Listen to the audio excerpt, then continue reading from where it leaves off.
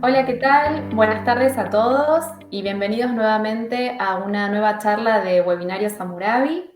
Hoy vamos a hablar sobre COVID-19 en el marco del delito de resistencia a la autoridad, artículo 239 del Código Penal, y su análisis como posible fuente de responsabilidad.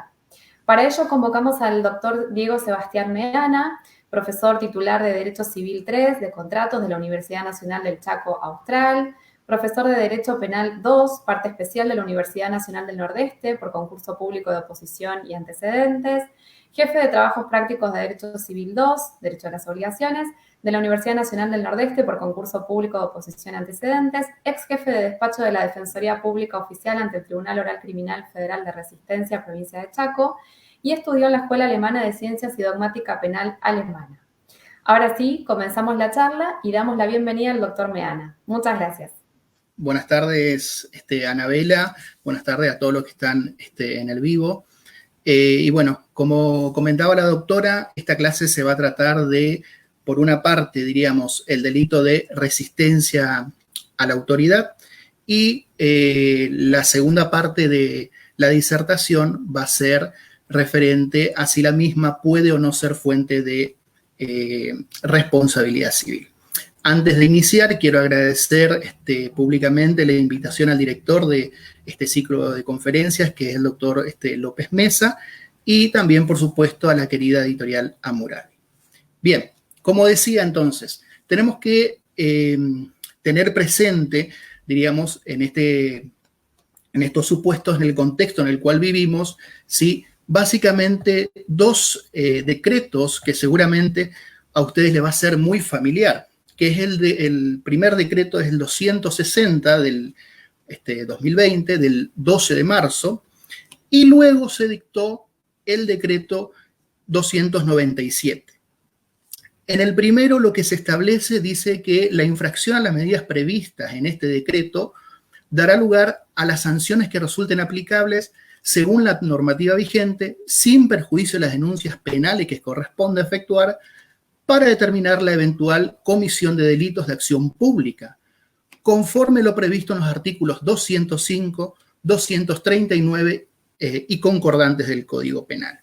Si bien más adelante voy a hacer una explicación exhaustiva del 205 y el 239, que el 205 se refiere a violar las medidas, diríamos, que se establezcan, y el 239 es el delito de resistencia y también el de desobediencia a la autoridad, solamente desde este inicio dejo plasmado que son dos figuras totalmente independientes.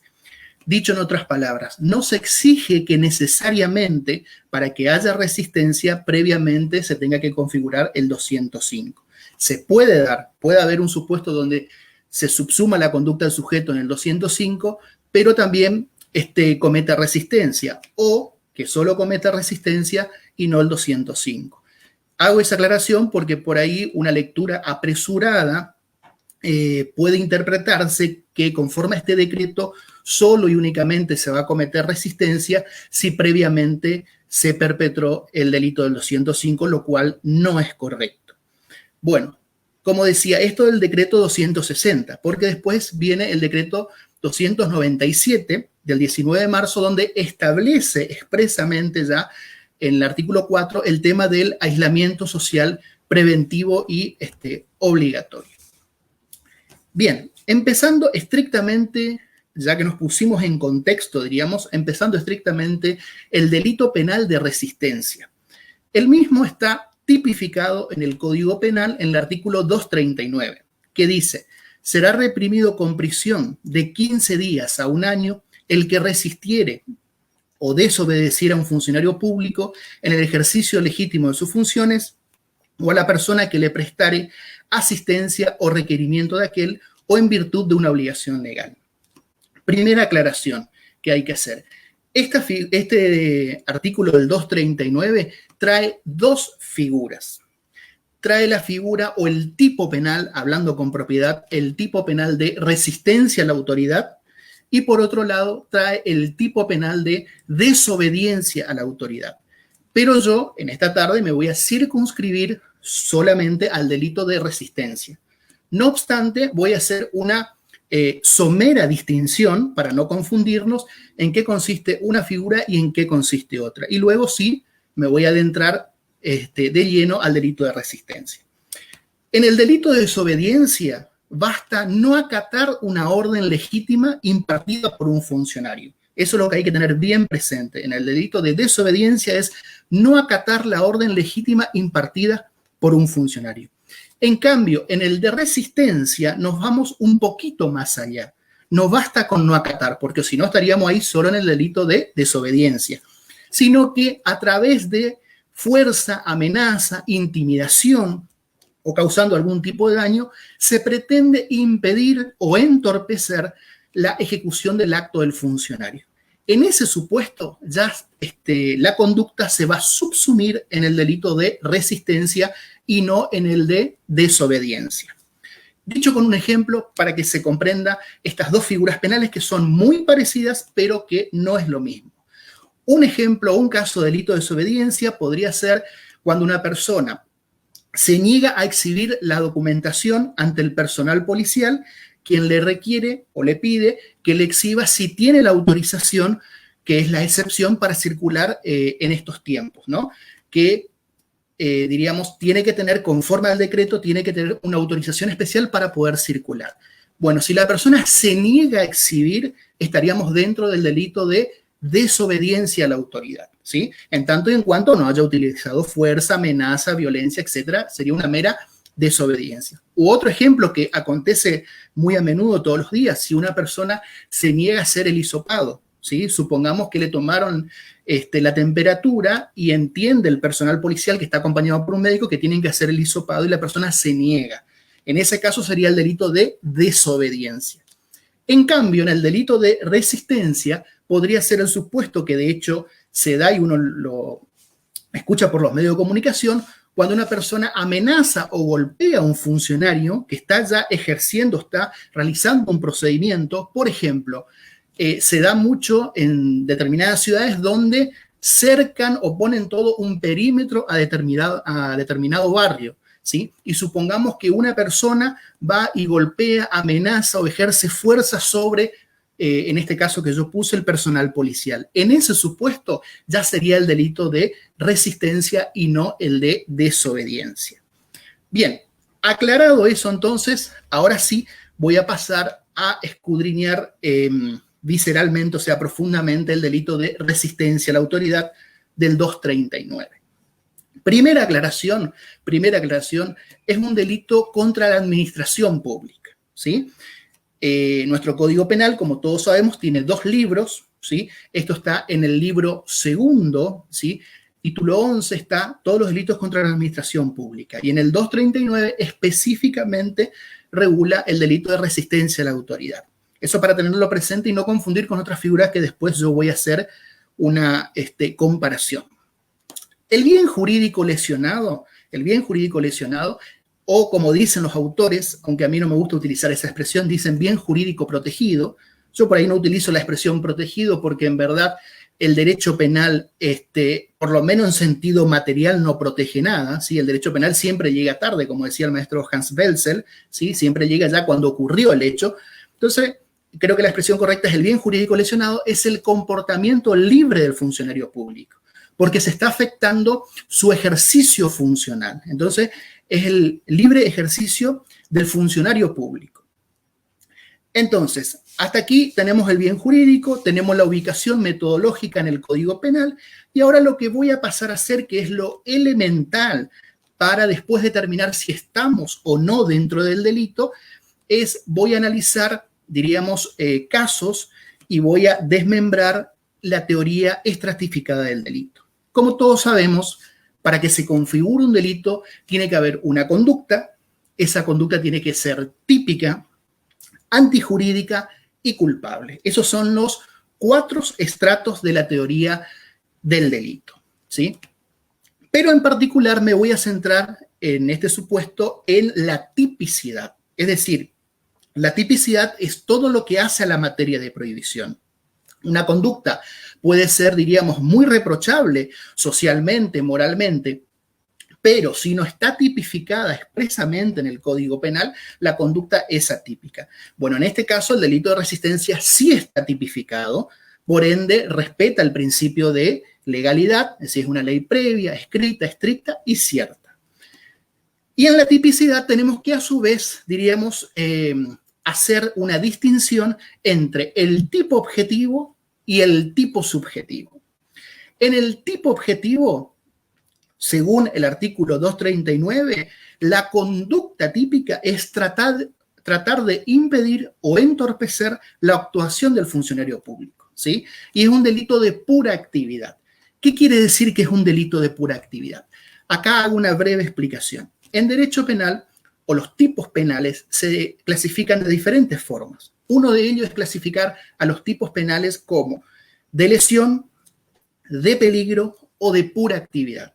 En los delitos de lesión se exige una acción disvaliosa, un nexo de imputación objetiva y un resultado disvalioso. Lo mismo en los delitos de peligro concreto, por lo menos, también se exige todo ese análisis. En cambio, en los delitos de pura actividad no es necesario, puede ocurrir, pero no es necesario que haya un resultado. No se exige una lesión en sentido por lo menos físico-material.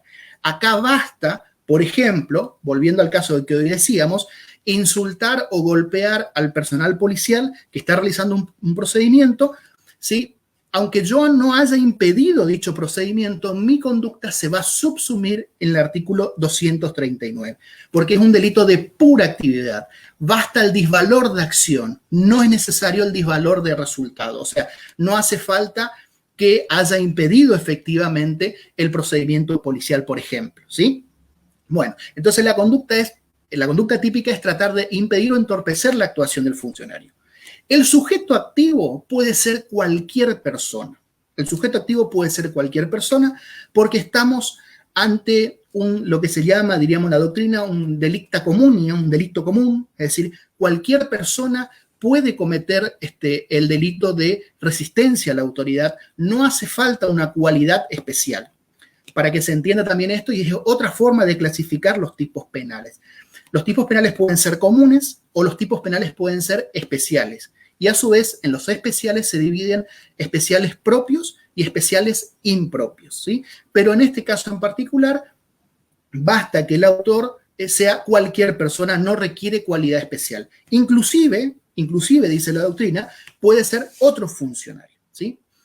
Ahora bien, el sujeto pasivo sí debe ser o un funcionario público, y ahí tenemos que remitirnos al artículo 77 del Código Penal de qué se entiende por funcionario público, o, y esto hay que prestar mucha atención, o persona que preste asistencia al funcionario a pedido de puede ser un transeúnte, una persona que justo pasaba por el lugar y el funcionario público le pide que le asista para dicho procedimiento. En ese caso, si yo me resisto a esa persona, aunque desde el punto de vista jurídico, diríamos, no es funcionario público conforme al artículo 77, ¿sí? Igualmente se va a dar el delito de resistencia a la autoridad. ¿Por qué? Porque ese tercero fue requerido, ¿sí?, por el funcionario público para que le ayude en el procedimiento en cuestión. O también puede ser en virtud de una obligación legal que una persona haya ayudado, por ejemplo, al policía. ¿Quiénes tienen la obligación legal de ayudar a un funcionario policial? Yo pongo policial por dar un ejemplo, ¿no? ¿Sí? Podría ser un gendarme que pase por el lugar. Él, por su función, tiene una obligación legal de ayudar en el caso en particular, aunque él no inició el procedimiento, ¿sí?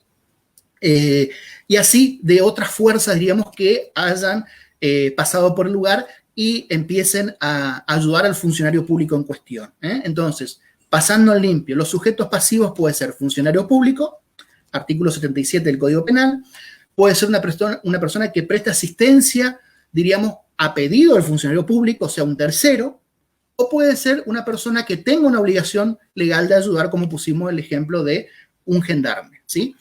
Bien, entonces tenemos la conducta típica, el sujeto activo, que puede ser cualquier persona, el sujeto pasivo, que recién acabo de explicar, y el cuarto elemento de la tipicidad es que el funcionario público tiene que realizar un ejercicio legítimo de sus funciones, ¿sí? Tiene que realizar un ejercicio legítimo de sus funciones, ¿sí?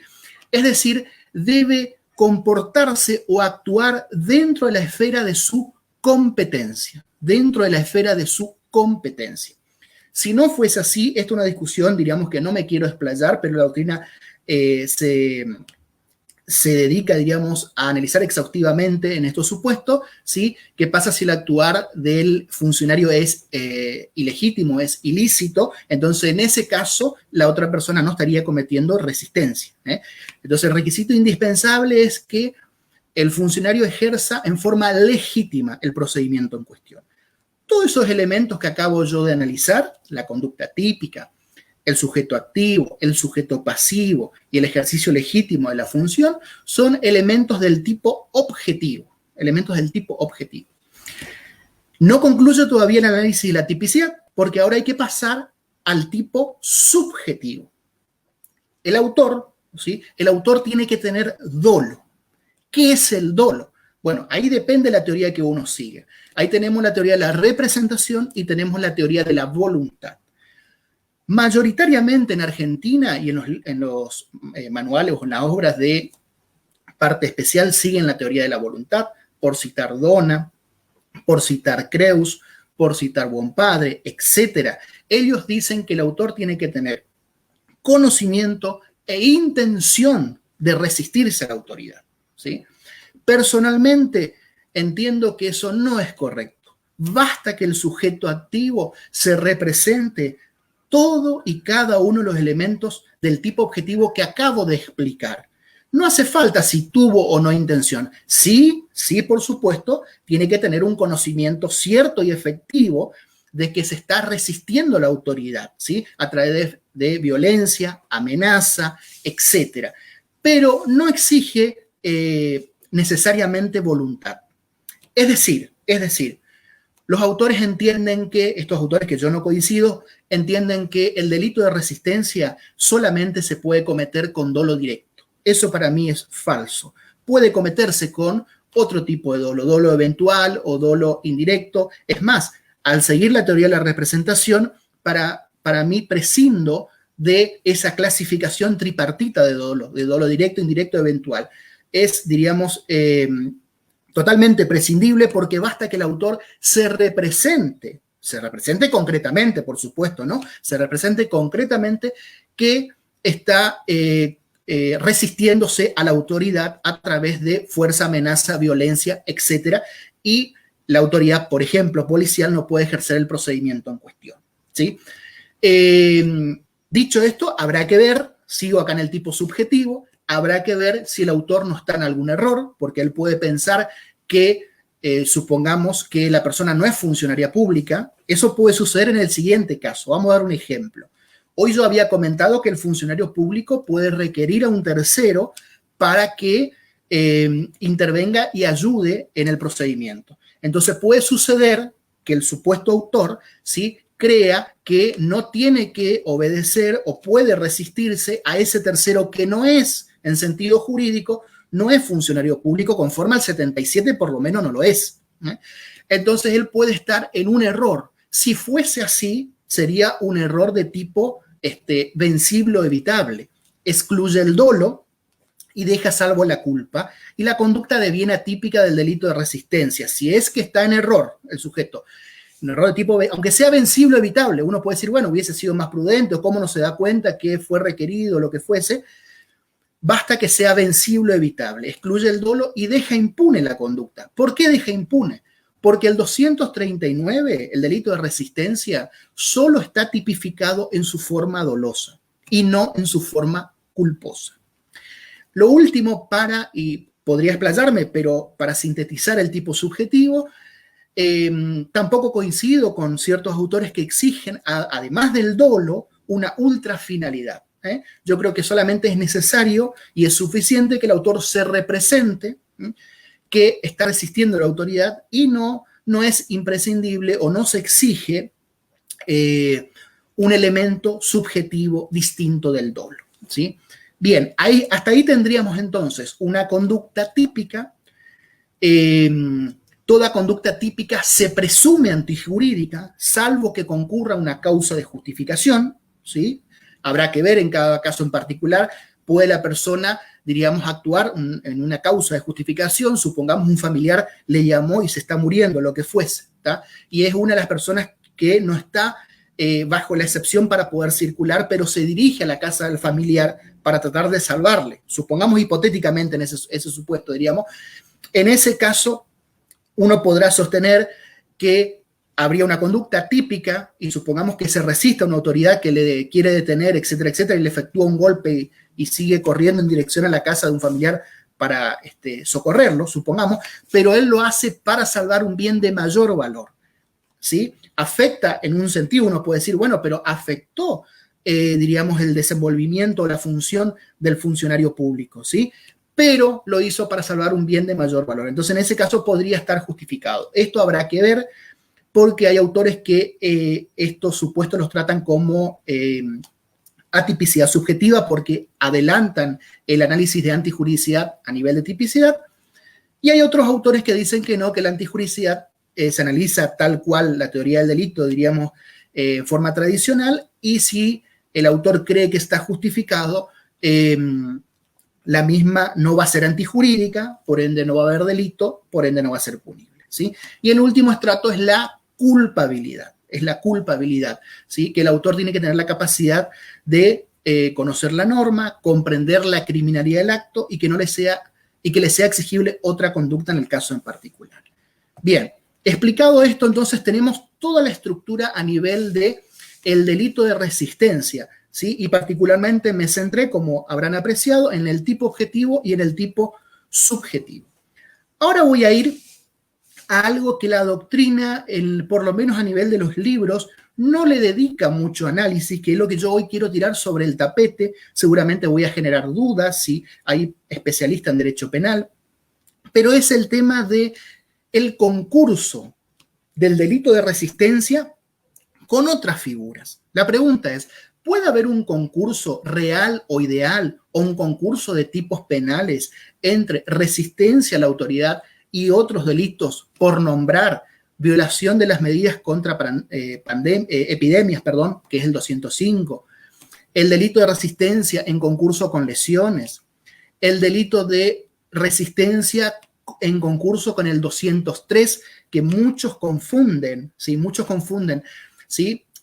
Por ejemplo, el 205 con el 203 y el 202, que es la figura de propagación de enfermedad peligrosa o contagiosa para las personas. Voy a empezar uno por uno de estos que fui nombrando.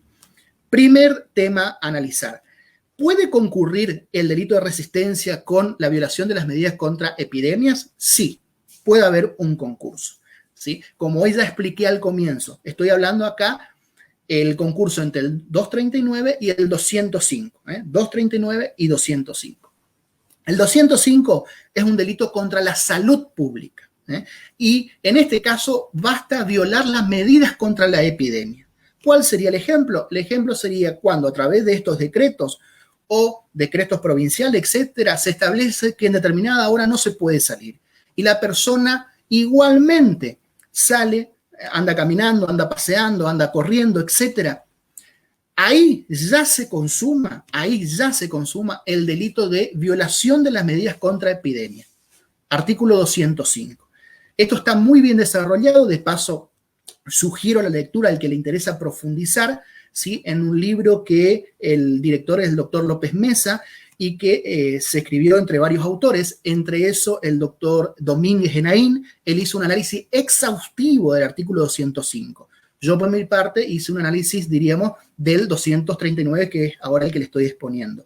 ¿Sí? El delito es referente al tema de la pandemia, diríamos, a nivel del derecho argentino, el análisis, ¿sí? Y hay un análisis a nivel civil, procesal, laboral, y en un capítulo se dedica a la parte penal y ahí nosotros analizamos estas cuestiones. Pero hoy lo que quiero dejar sentado entonces es lo siguiente. Puede suceder que una persona haya cometido solamente violación de las medidas contra epidemias, ¿sí? Por ejemplo, la persona sale a correr en un horario que no está permitido, ¿sí? Y no está dentro de las excepciones. O sea, tampoco tiene el permiso para hacerlo. Entonces, es un delito de peligro abstracto y de pura actividad, como dice el doctor Enaín, ¿sí? No hace falta que se ponga en riesgo a un tercero necesariamente, ¿sí? No hace falta causar un daño ni nada por el estilo. Hasta ahí tenemos el delito de violación de las medidas contra epidemias. Supongamos que un personal policial se acerca y le pide que se dirija a su casa o le quiere elaborar un acta porque ya cometió el delito del 205 hasta ahí, y esa persona se resiste, golpea, amenaza o ejerce fuerza contra el personal policial o contra quien esté requerido. Entonces ahí tendríamos el 205 y además el 239. Habría un concurso, habrá que determinar en el caso en particular, pero en principio podría ser un concurso ideal entre las dos figuras. O a lo sumo podría ser un concurso aparente de tipos penales. Ahora bien, la pregunta que uno se puede hacer es, ¿puede solamente darse el delito de resistencia sin que se configure el 205? Bueno, si uno lee el decreto que hoy yo les comenté, parecería que no. Parecería que tiene que darse el 205 y además el 239. Bueno, eso es falso. Puede suceder que en un procedimiento llevado a cabo por esta pandemia, la persona no cometa el 205, pero sí cometa el 239. Ejemplo, para que se comprenda. En los ingresos a las ciudades, ¿sí? O por ejemplo en Capital Federal, de los vehículos que vienen de provincia, se están haciendo procedimientos, ¿sí? Se para los conductores de los vehículos, se le pide la documentación y se le pide el permiso de la excepción que le autoriza a circular a esa persona. Supongamos un rubro laboral que sí está exento y que puede trabajar. Bueno, pongamos esta hipótesis entonces. Se le para, el personal policial se presenta, etcétera, le pregunta si está bajo la excepción para circular, el conductor le dice que sí, a lo cual el personal policial le pide que le exhiba, diríamos, el documento en cuestión, y esta persona le exhibe, le entrega el documento. Pero el personal policial dice, bueno, aguarde aquí un momento, voy a verificar, supongamos que esta persona trabajaba en una empresa privada, ¿sí? Que estaba en los rubros de exención para poder circular, ¿no? De excepción para poder circular. Entonces la persona, el policía le dice, bueno, aguarde acá usted un momento, voy a llamar a la empresa para corroborar esto. Porque supongamos por X motivo el personal policial dudó de la autenticidad del documento. Supongamos hipotéticamente.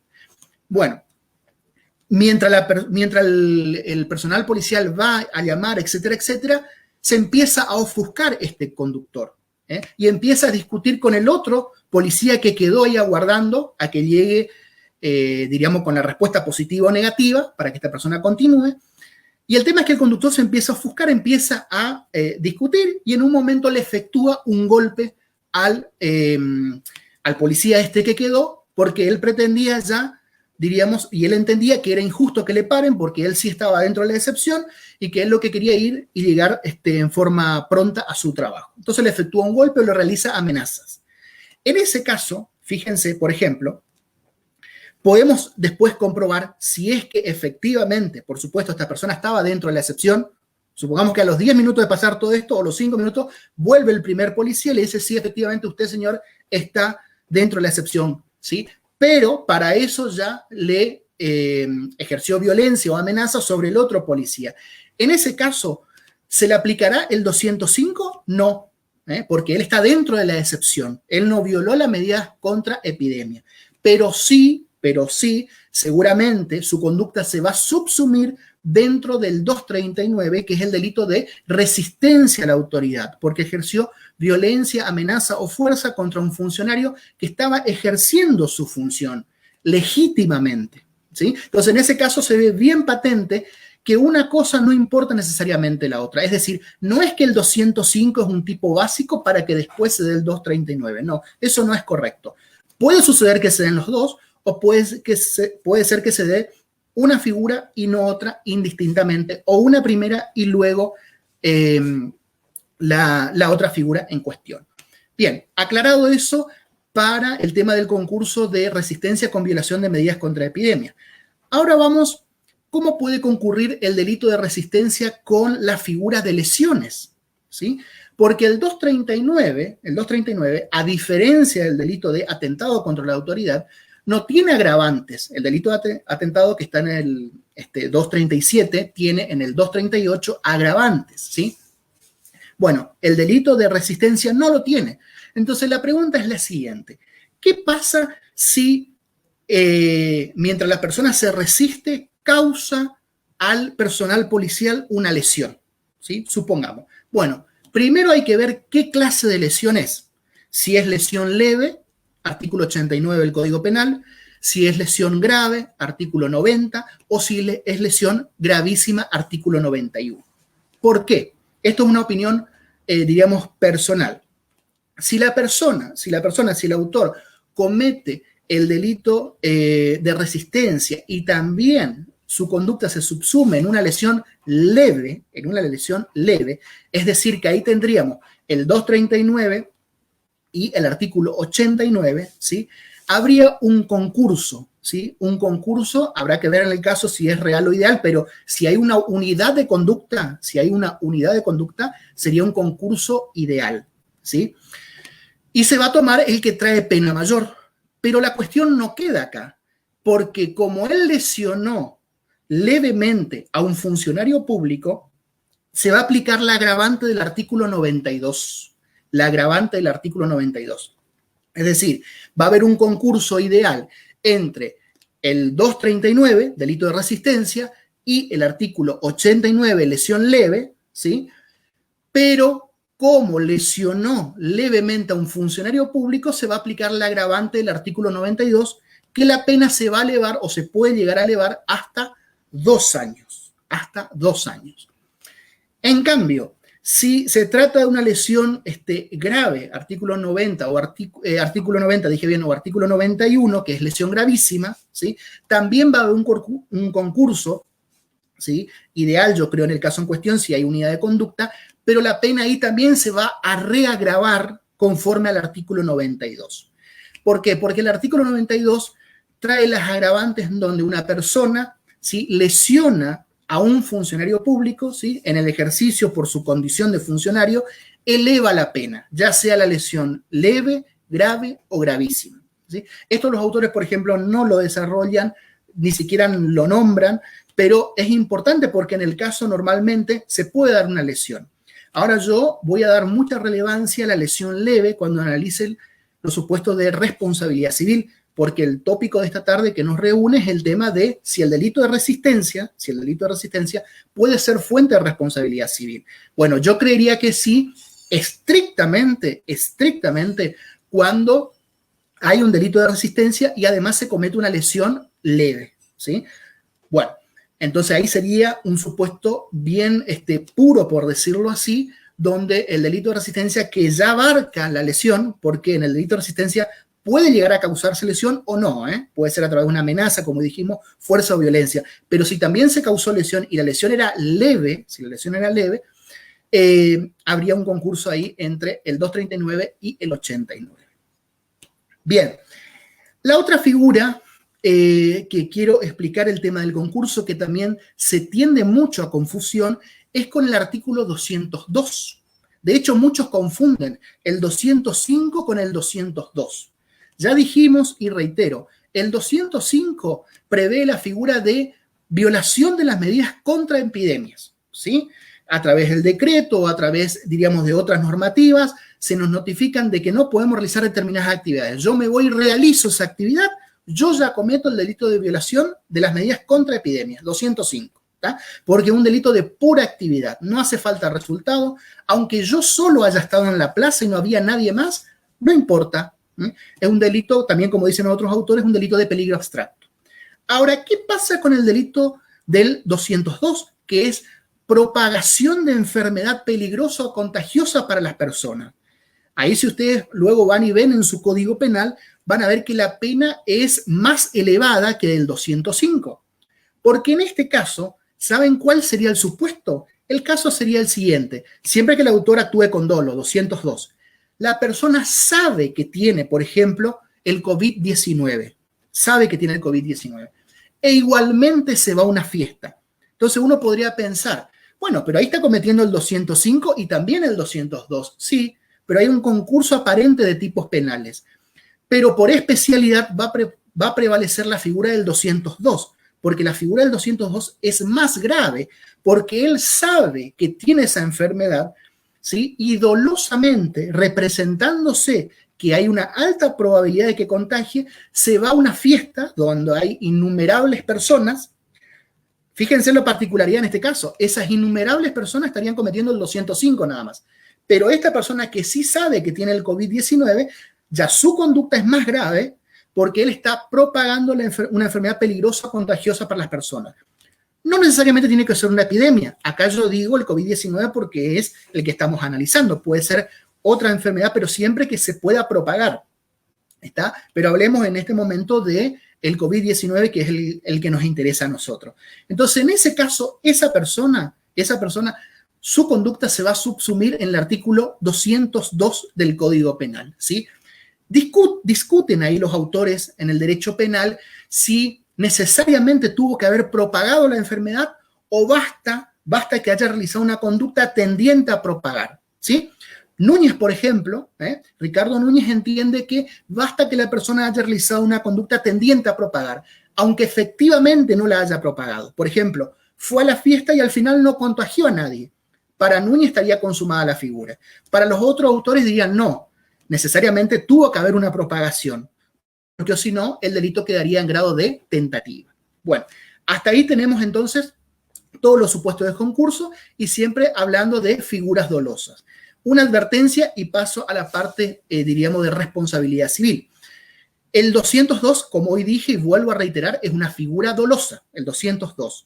Ahora, si yo por imprudencia, negligencia, ¿sí?, cometo las conductas descritas en el 202, mi conducta se va a subsumir en el 203, que es una figura culposa,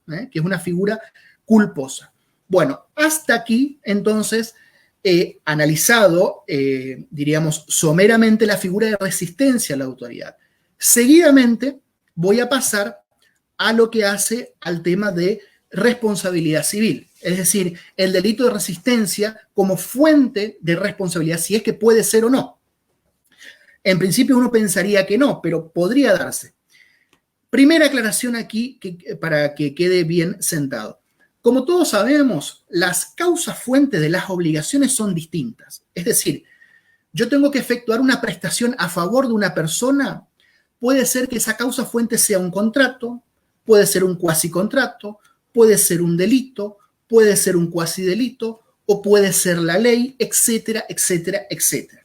Excede, diríamos, el análisis de lo que tengo que explicar, pero solamente nombre. De todas esas fuentes que yo enuncié, ¿cuál es la que a mí me interesa o la que a nosotros nos interesa en este momento? Es el delito. Es el delito. Estoy hablando ya del punto de vista civil. ¿Por qué hago esa aclaración?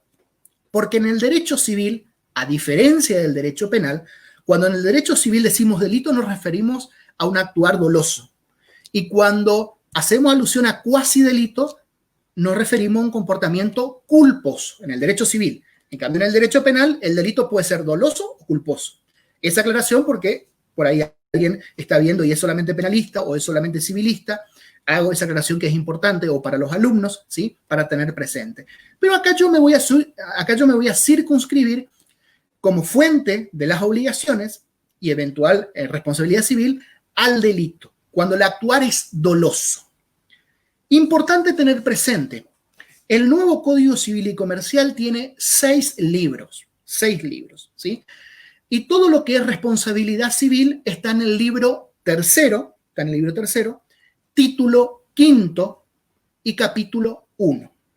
Eso para ubicarse metodológicamente. Siempre cuando uno estudia tiene que saber dónde está parado, como yo le digo a los alumnos, ¿no? Entonces, libro tercero, título quinto, capítulo primero, responsabilidad civil. Ahí se trata todo lo que es los delitos, los cuasidelitos, pero yo en este momento me voy a circunscribir al delito, entiéndase al actuar doloso. Aclaración acá, siguiendo con el ámbito civil. En el derecho civil tenemos 3 acepciones de dolo, 3 significados de dolo. Y esto es importante tenerlo bien presente. Dolo como vicio de la voluntad, dolo como incumplimiento obligacional o dolo como hecho ilícito, o como le llama el maestro López Mesa, el dolo delictual. Tenemos 3 acepciones de dolo. La pregunta es entonces, de estas 3 acepciones que yo nombré, ¿a cuál específicamente me estoy refiriendo en este momento? Me estoy refiriendo al delito delictual, al delito doloso como hecho ilícito. ¿Y qué es el delito doloso como hecho ilícito? Eso está definido en el artículo 1724 infine, es decir, parte final del Código Civil y Comercial, que básicamente dice que el dolo va a consistir en la producción de un daño de manera intencional o con manifiesta indiferencia por los intereses ajenos.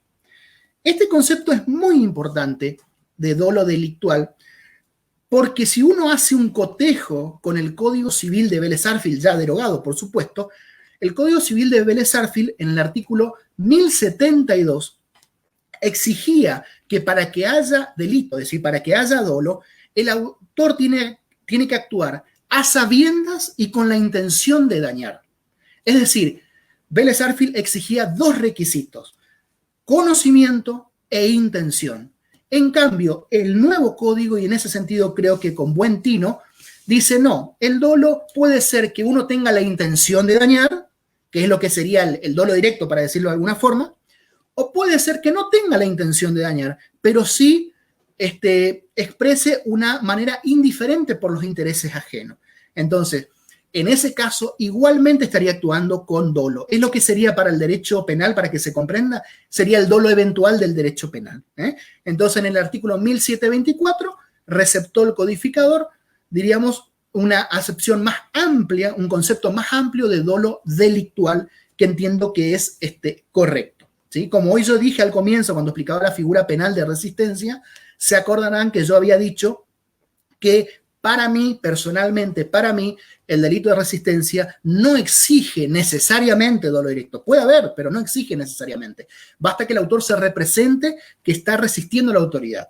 Por ejemplo, en este caso, entonces, puede ser que él no tenga la intención, ¿sí?, de resistirse a la autoridad, como, hablando ahora ya como fuente de responsabilidad civil, pero sí presenta una manera, un comportamiento indiferente ante el funcionario público y le efectúa golpes.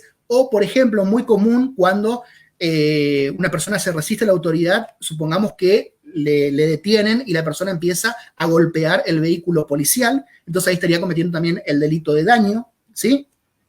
Tal vez él no diga, yo no tuve la intención de, pero sí se representó que con su acción iba a efectuar un daño o iba a efectuar una lesión al funcionario que estaba actuando, ¿sí? Entonces, personalmente entiendo que el dolo, diríamos, no es solo intención. Puede ser intención o puede ser representación de causar un perjuicio.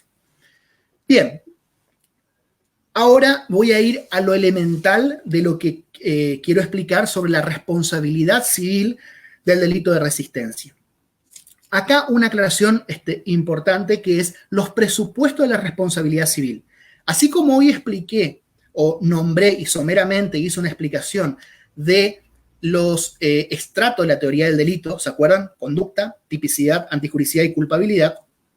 Ahora, brevemente, voy a nombrar cuáles son los presupuestos de la responsabilidad civil, los cuales son antijuridicidad, factores de atribución, relación de causalidad adecuada en el derecho civil, ahora se sigue esa postura, esto está en el artículo 1726, y lo más importante de todo, como dice el maestro López Mesa, es el daño, porque si no hay daño no hay nada que reparar.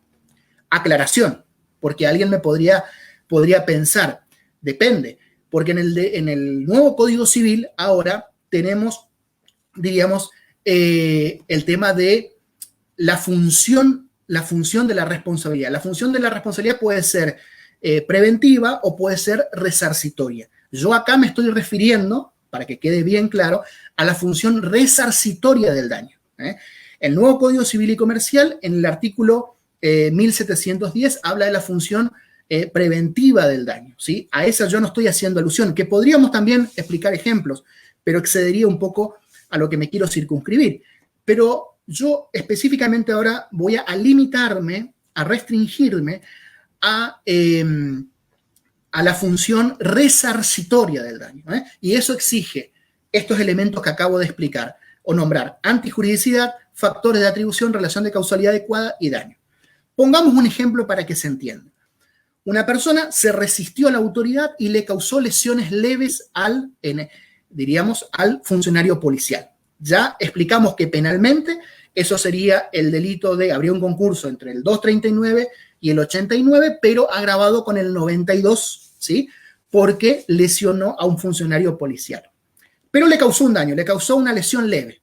La lesión es causar un daño en el cuerpo o en la salud de una persona. Eso es lesión. Artículo 89 del Código Penal. Bueno, ahora el tema es que le causó una lesión, ¿sí? Supongamos en el brazo, durante 10, 15 días esta persona no va a poder trabajar, necesita tratamiento, rehabilitación, lo cual tiene costos, etcétera, etcétera, etcétera, ¿sí? Si el juez penal, esto voy a explicar al final otra vez, pero tengo que hacer una breve aclaración. Si el juez penal, ¿sí? Todavía no dictó una sentencia, el juez civil no podrá hacerlo, porque eso se llama prejudicialidad, que ahora voy a tratar más adelante. Necesariamente ¿se puede iniciar una acción civil de daño y perjuicio? Sí se puede. Ahora, ¿puede el juez civil dictar sentencias antes que un juez penal si hubo una causa penal ya iniciada? No se puede. ¿Cómo se llama eso técnicamente? Prejudicialidad. Entonces, pero pongamos hipótesis, pongamos que ya se inició el proceso penal y ya hubo condena penal por el delito de resistencia en concurso con lesiones, ¿sí? Bueno, el juez civil no puede modificar la calificación legal. El juez civil no puede modificar la calificación legal. Esto está explicado desde el 1774 al 1780 del Código Civil. No lo puede. Lo que puede hacer el juez civil es fijar el monto indemnizatorio. Es decir, el resarcimiento por el daño ocasionado. Pero si el juez penal dijo que el hecho existió, es decir, que la resistencia y la lesión existió, el juez civil no puede decir que eso no ha ocurrido. ¿Por qué? Por una simple razón. Porque si el juez civil dice lo contrario, estaría afectando la seguridad jurídica. ¿Sí? Y sobre el fondo del hecho, el juez civil no puede inmiscuirse. Entonces la pregunta es, si el juez penal ya dio una sentencia condenatoria y que también se causó una lesión o se causó un daño, podría ser porque destruyó parcialmente la camioneta policial, etcétera, etcétera, el juez civil no puede modificar la calificación del hecho y la responsabilidad del imputado no la puede hacer, pero sí el juez civil va a evaluar y va a cuantificar el daño en cuestión. Eso sí es tarea del juez civil. Ahora, si no se inició, que es difícil porque en el caso de resistencia a la autoridad, la misma autoridad de oficio, ¿sí?, va a iniciar el procedimiento, diríamos, y el proceso, y se va a intervención al fiscal, obviamente. Pero supongamos, hipotéticamente, un caso donde solamente hubo lesiones o hubo daño, ¿sí? Si fue una conducta separada e independiente y hubo daño, supongamos. No hubo resistencia, pero sí hubo daño, ¿tá? Y no se inició el proceso penal, pero sí se inició el proceso civil. Bueno, en ese caso, sí el juez civil, si es que no se inició o se inicie después, según el artículo 1774, ¿sí? Sí el juez civil ahí puede, diríamos, evaluar si se dio o no se dio el daño en cuestión, ¿sí?, por la cual la acción ha sido iniciada en el ámbito civil. Y ahí va a tener que analizar, obviamente, el juez civil, si la conducta es antijurídica, si hay un factor de atribución. Los factores de atribución en el derecho civil, tenemos el factor subjetivo y el factor objetivo. Normalmente, cuando hablamos de delito, estamos hablando del factor subjetivo doloso, delito. Pero también está el factor subjetivo de cuasi delito o culpa. Pero acá, como hoy les dije, nos vamos a circunscribir al factor subjetivo, hablando del punto de vista de responsabilidad, ¿sí?, que es el doloso, cuando el autor comete con intención o con representación y causa un daño, una lesión, etcétera, etcétera, a otra persona, ¿tá? También tendrá que evaluar el juez civil si hay una relación de causalidad adecuada, artículo 1726 que expliqué. Esto es muy importante porque en el derecho penal, por ejemplo, no se maneja esa teoría. En el derecho penal se maneja otra teoría un poco más avanzada, que es la teoría de la imputación objetiva. Entonces, diríamos, no es la misma la teoría de la relación de causalidad adecuada, 1726, que la teoría de la imputación objetiva. Pero el 1726 expresamente exige eso en el ámbito, estoy hablando del ámbito civil, ¿sí? Bueno, y el último elemento es el daño, como decíamos, es el más importante. ¿Cuándo hay daño? Esto está definido expresamente en el artículo 1737.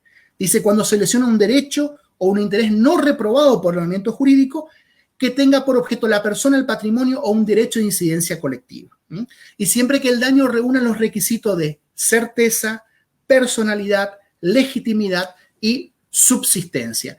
En todos esos casos, diríamos, se va a configurar el daño, y lo importante acá a aclarar, también acá cito al doctor López Mesa, que el daño tiene que ser algo cierto, no se puede indemnizar meras ilusiones, como dicen, sino que tiene que ser algo cierto, relevante, subsistente al momento de reclamar. Y para ir terminando, y esto es muy importante para lo que litigan, en relación a lo que comentaba recientemente, el tema de la prejudicialidad, aquí quiero que tengan o presten especial interés en lo siguiente, para aquel que se dedica a ambas ramas, diríamos, o lleva un caso e inició la causa penal y también ejerció la acción civil.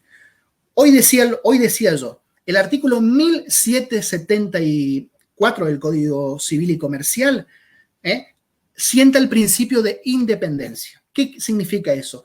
Que cada acción, si de un hecho ilícito, así dice el artículo, si de un hecho ilícito surge, ¿sí?, una acción civil y una acción penal, se puede ejercer independientemente. ¿Qué significa eso?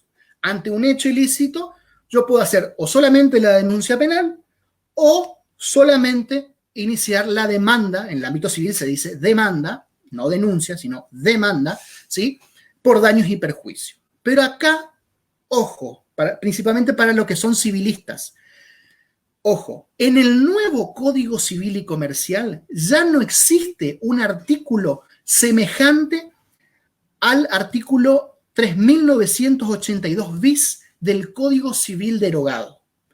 En el Código Civil derogado, el artículo que se introdujo por la ley 17111 en el año 68, se introdujo este artículo 3982 bis, decía básicamente, la expresión era esto, ¿no? Que si una persona inicia una querella criminal, ¿sí?, la acción civil se va a suspender, se va a mantener suspendida. Eso decía el Código Civil ya derogado, que se introdujo por la 17711 en el 3982 bis. El nuevo Código Civil y Comercial, que entró en vigencia el 1 de agosto del 2015, no trae ningún artículo en relación a la querella criminal como medio de suspensión de la prescripción. En efecto, voy a un ejemplo bien concreto. Sucede un hecho ilícito, un delito penal o un delito civil, etc. La persona inicia la denuncia penal. Pasa un año, pasa 2 años, pasa 3 años, porque los daños ahora con el nuevo código prescriben a los 3 años. Pasados los 3 años, según el artículo 2561, si no se inició dentro de los 3 años la acción civil quedó prescripta. Y alguien me podrá decir, ¿pero cómo va a estar prescripta si mientras tanto se está llevando a cabo un proceso penal, el cual todavía no determinó la culpabilidad o mantuvo la inocencia del imputado? No importa, porque el nuevo código no trae un artículo ni expresa ni implícitamente parecido al 3982 bis, que decía que la querella criminal encima había que presentarse como particular damnificado, suspendía, no interrumpía, sino suspendía el curso de la prescripción de la acción civil. Entonces, si ya lleva 3 años y 1 día el proceso penal y no iniciaste antes el juicio civil, está prescripta la acción de indemnizatoria, ¿sí?, aunque esté todavía en trámite un proceso penal. Hay una propuesta de reforma de Pizarro, del cordobés Pizarro, donde él dice que hay que introducirla nuevamente. Personalmente, y el doctor Claps también, profesor acá de la Universidad Nacional del Nordeste, él entiende que no es necesario introducirla, porque no es que hay un impedimento. No es que, por ejemplo, ¿cuál sería una causa de suspensión? Una persona no le puede iniciar un juicio a otra mientras estén casadas, ¿sí? O mientras estén en unión convivencial. Ahí sí hay un impedimento fáctico, porque no le vaya a anunciar al cónyuge. Pero en este supuesto no es que hay un impedimento fáctico, sino que solamente la persona no inició dentro de los 3 años la acción de daños y perjuicios. Entonces eso hay que tenerlo muy presente. Conclusión final. La mera denuncia penal suspende la acción, diríamos, civil por daño y perjuicio. No suspende. La acción civil, como ahora son independientes, corren, diríamos, por carriles totalmente diferentes. Bueno, muchísimas gracias por la atención. Quedo abierto a cualquier duda o algo que haya que aclarar. Muchas gracias, Anabela. Perfecto, Diego. Bueno, vamos a abrir, si te parece, este espacio para preguntas. Sí. Aquellos que deseen hacer consultas lo pueden hacer ahora a través de los comentarios. Mientras tanto, también les vamos aclarando que si quieren participar de los sorteos que estamos haciendo de Hammurabi Digital, también pueden dejar sus correos electrónicos en el pie de los comentarios. Así que bueno, vamos a esperar un poquito a ver si alguno quiere hacer alguna consulta puntual. Porque la verdad es que son todos, vamos a ir leyendo, a ver, pero son todos comentarios y halagos por la disertación. Así que todos comentarios positivos. Vamos a ver. Bueno, un lujo presenciar la exposición. Acá Gabriela García decía a principio, cuando arrancó el webinario, si te dan una orden ilegal, yo no la cumplo, dice. COVID-19 cumplimos con todo lo que nos pidan. Sí. Eso fue al principio del webinario. Sí, si la orden, eso la doctrina discute estos supuestos, pero la orden tiene que ser conforme al 239, el actuar del funcionario público tiene que ser legítimo. Por ende, la orden que emite también tiene que ser legítima y tiene que ser lícita. En efecto, si la orden que emite es ilegítima o es ilícita, gran sector de la doctrina penal entiende que el particular no está obligado a acatarla porque es ilícita. Esto merece mayor profundización, pero no me quiero explayar, pero dicho así, a grosso modo sería la respuesta. Hay autores que entienden que eso no es tarea del particular, diríamos analizarlo, que igualmente tiene que cumplirlo. Bien. Después acá tenemos a Gonzalo que dice, si en el caso ejemplar, en vez del personal policial, sería un inspector de tránsito, ¿también correría el artículo en caso de lesiones? Sí, es decir, a ver, en el caso que no sea un funcionario policial, va a haber un concurso entre el 239 y el artículo 89, ¿sí? Pero el inspector de tránsito, tengo entendido que no tiene la calidad de funcionario público, entonces no se le va a aplicar la agravante del 92. Hay que ver porque el 92 después nos remite al 80, inciso 8, y no entra el tema de personal de tránsito. Entonces, respondiendo concretamente, no le abarcaría el agravante, pero sí su conducta se va a subsumir en resistencia y concurso con lesión leve, grave o gravísima. 89, 90 o 91, dependiendo del caso. Perfecto. Vamos con otra consulta. Roberto dice, cuando los funcionarios públicos denuncien penalmente, ¿tienen que constituirse como querellantes posteriormente? Artículos 205 y o 202. No necesariamente, porque estos son acciones, todos estos delitos que yo comenté, salvo la lesión leve, pero todos los otros delitos son delitos de acción pública, artículo 71 del Código Penal. A ver, si quiere puede constituirse, obviamente, si, por ejemplo, el personal policial se quiere constituir también en el proceso penal como querellante y pedir la indemnización por los daños que él sufrió, por ejemplo, las lesiones o los daños porque le rompieron el uniforme o lo que fuese, podrá hacerlo, no hay problema, pero para el delito en sí no es necesario, basta que se configure la conducta. Ahora, la indemnización del daño es otra cosa, ahí sí o sí, o se constituye y y se presenta también como actor civil reclamando daño y perjuicio en el ámbito penal, o en un proceso independiente, en el proceso civil, presenta la demanda por daños y perjuicios. Pero tiene que hacerlo dentro de los 3 años. Si no lo hace, prescribe la acción civil. Maxi pregunta, no me quedó claro por qué se agravan las lesiones leves cuando son al funcionario. Artículo 92. Exacto. El artículo 92 agrava las lesiones en todos los casos que procedan los supuestos del 80. El 80 regula todos los homicidios calificados agravados. Por citar, si una persona mata a su ascendiente, descendiente, cónyuge, si mata con alevosía, ensañamiento, si es criminis causa, si mata, por ejemplo, a un personal policial por su función o su condición, el homicidio no va a ser simple, el homicidio va a ser agravado. Asimismo también, si yo lesiono a un funcionario en ejercicio de su función por su condición de tal, no va a ser una lesión leve del 89 solamente, va a ser una lesión leve agravada por el 92. Habría que ir a ver el 92 que te remite al 80. Bien. Eleva la pena, eleva la pena. Eleva a 2 años la pena. Carlos consulta, buenas tardes. En el caso del elemento del tipo objetivo, referido al ejercicio legítimo de la función, ¿esa palabra legítimo es usado como sinónimo de legalidad? Exacto. Bueno, yo creo que no me explayé ahí, pero ahí la doctrina está muy discutida. ¿Qué se entiende por eso? Por ejemplo, Tosini, un autor muy renombrado en el ámbito penal, él entiende que es un adelanto de la antijuridicidad a nivel de tipicidad. Es decir, todo lo que uno analiza normalmente en la antijuridicidad, con ese elemento, con esa expresión, legítimo, pasa a analizarlo en la tipicidad. ¿Qué efectos jurídicos tiene esto para responderle al que consultó?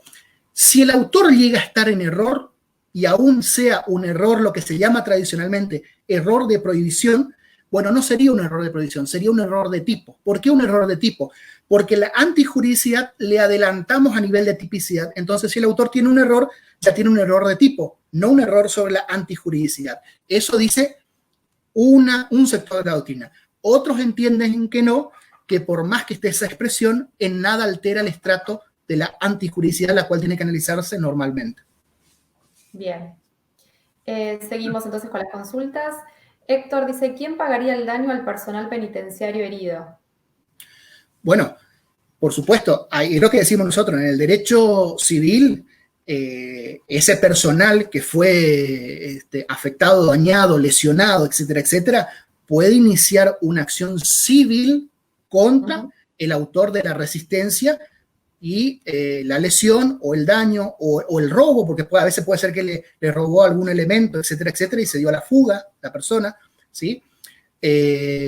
Podrá reclamar contra el autor del hecho, concretamente contra el autor, pero reiteramos que tiene 3 años para la indemnización. Si no lo hace, se extingue la acción civil.